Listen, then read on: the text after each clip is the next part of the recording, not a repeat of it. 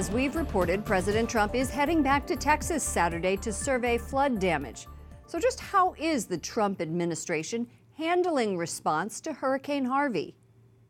We're joined by Vince Coglianese, editorial director of the Daily Caller. He's going to weigh in on the president's handling of this natural disaster. Welcome to the program. Thank you very much. In your opinion, how has President Trump handled his first natural disaster? Well, it's clear he's certainly putting all of his attention on it. I mean, if we judge the president in terms of how he's thinking at any given moment, we can look at his Twitter account usually, and I think the volume of tweets just on this alone, while, it's kind of a silly way to measure the president's intent, but it works in this case. When you look at President Trump, he spent all of his time on this. He spent the entire weekend talking about it. He moved to declare an emergency pretty quickly.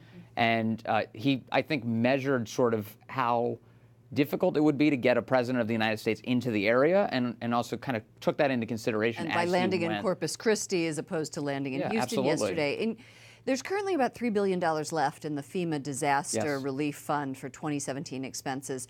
Is this going to be enough for recovery efforts, and is the president going to be able to keep his promise to make sure that enough aid is getting to Texas and now Louisiana? He's promised to sprint a lot of aid in, and I don't think he's going to meet much resistance. Democrats clearly want this. You have people like Sheila Jackson Lee in Texas who's already pushing hard for this. Republicans seem to be kind of uniform in wanting to provide aid. So convincing Congress is not going to be a tall task. We're talking a lot of money. $3 billion for a disaster like this is nothing.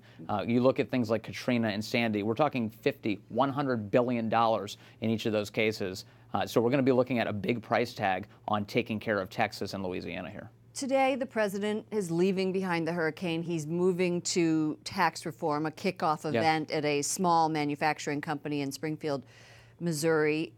Will the natural disaster and all of the energy and time that he is going to have to spend on that affect his next big legislative hurdle, which is tax reform?